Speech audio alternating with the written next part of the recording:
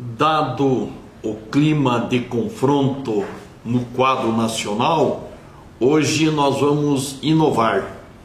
Nós vamos analisar nos 3 vídeos que costumeiramente fazemos o quadro nacional. Vamos deixar, portanto, de lado o assunto local, às vezes o estadual ou um segundo local, e o nacional. Então, vamos fazer em 3 tópicos. Vamos analisar o proceder dos deputados na rejeição ontem à PEC do voto impresso. Vamos analisar o precipitado e arrogante pronunciamento do presidente do STF ontem e a desconsideração do STF e da Câmara dos Deputados, pelo que foi demonstrado ontem, em relação ao artigo número 1 da Constituição, né?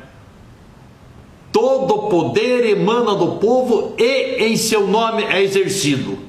Para eles, o poder não emana do povo e o poder é exercido em nome deles. Mas vamos à primeira consideração, né? O que aconteceu ontem na Câmara dos Deputados nessa comissão especial, aliás, especialíssima, porque nunca se viu uma comissão especial formada para determinado assunto e de repente o ministro do Supremo se reúne com 11 presidentes de partidos políticos e manda mudar os deputados, tira o fulano que é a favor do projeto e põe um contra, não é?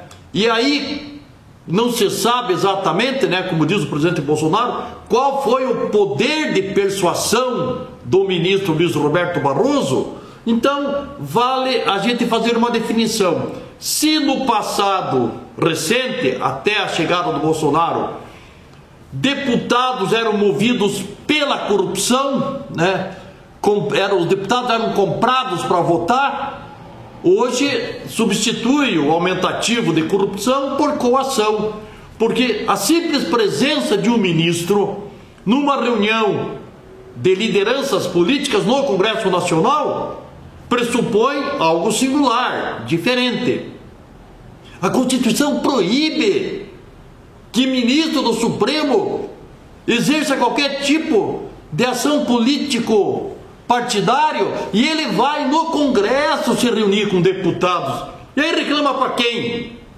Eu acho que o Ministério Público Federal já deveria ter entrado com uma arguição, a Advocacia Geral da União.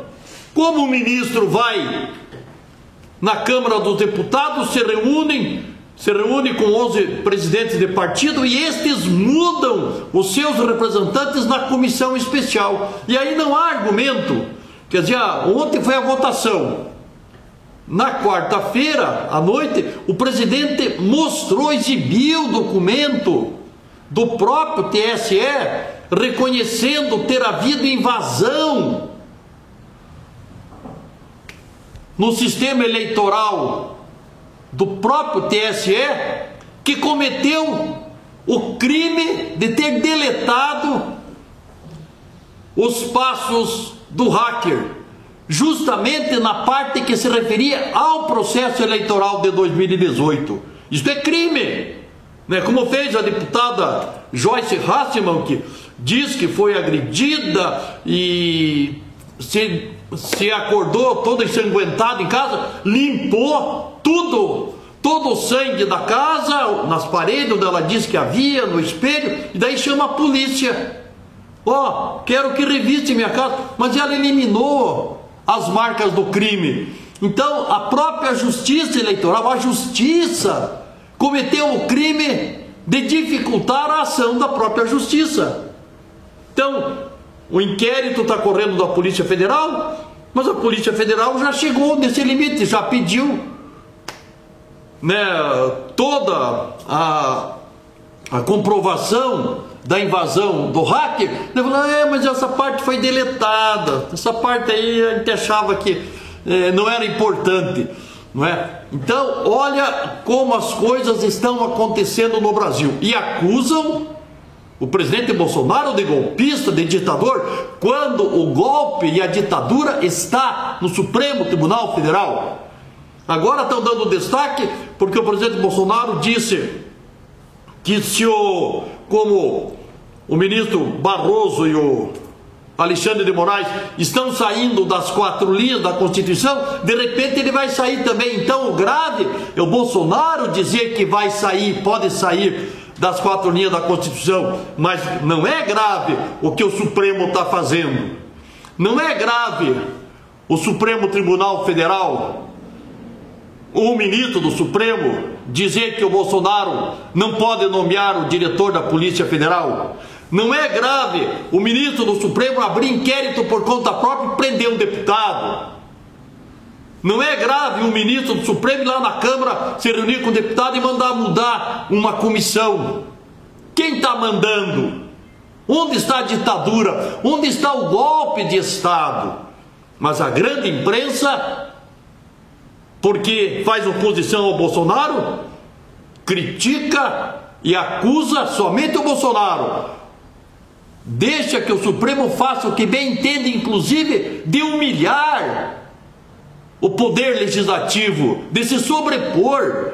Na Câmara vai lá o ministro e se reúne com os deputados e manda que os deputados mudem seus integrantes na comissão especial. No Senado, mesmo o ministro Barroso determina que o senador Rodrigo Pacheco, presidente do Senado, instale uma CPI, e o Rodrigo Pacheco instala a CPI. Então, onde está a ditadura? É o Bolsonaro? Não. O Bolsonaro está apenas defendendo o Brasil. Ele está defendendo porque ele sabe o que é essa organização criminosa toda e que agora parece ter se unido e ser considerado com força suficiente para dar o bote e tirar o Bolsonaro do Palácio do Planalto. Mas como ele disse, só Deus me tira daqui. Então, se voltarmos a 64, o que está acontecendo hoje é muito mais grave do que o discurso do Márcio Moreira Alves, que determinou, né, o fechamento do Congresso Nacional naquela época. Não faz sentido, né, o que os deputados votaram ontem, né? Então, assim, olhando de fora, o governo teria tido uma derrota impressionante, né? 22-11, aliás, 22-11, o presidente, no caso, não vota, são 34 membros, porque não há argumento para convencer deputados que foram escalados para votar por determinação do presidente do Tribunal Superior Eleitoral. Agora, os deputados são os que têm processo, ou os deputados pertencem ao partido cujo presidente é processado no Supremo? Enfim, são questões que a gente tem o direito de levantar, de discutir, porque nunca se viu. Não há precedente na história de que um ministro do Supremo tenha ido numa casa legislativa dar ordens. Que o mesmo ministro tenha dado ordens para outra casa legislativa, no caso do Senado, instale uma CPI. E o fragilizado presidente do Senado, mais que depressa, instala uma CPI, que é uma vergonha nacional. CPI era para apurar a questão da pandemia, do problema do vírus chinês. Agora quer apurar tudo. Está mandando quebrar sigilo bancário aí de jornalista, dos titulares de blogs. Ameaçou pedir a quebra do sigilo bancário da rede pan-americana de rádio, da Jovem Pan. Mas qual é o crime da Jovem Pan? Ser independente, falar a verdade? Olha a que ponto chegou Renan Calheiros, e depois teve a desfaçatez de dizer que foi um equívoco de sua assessoria, não assumiu covardemente a sua responsabilidade. Ou seja, não foi sem razão que o senador Flávio Bolsonaro o chamou de vagabundo, né? em plenário. Aí vem senador, um vagabundo como Renan Calheiro, disse isso lá no plenário da CPI. Então, é preciso analisar as coisas como elas efetivamente são. Então, essa questão de ontem mostra que foi um voto impositivo. Podia ter o maior argumento, ou tá a prova aqui que o sistema ele pode ser invadido, sim, não interessa, nós somos contra. E assim, esses 22 deputados derrotaram. Mas a novela não termina por aí.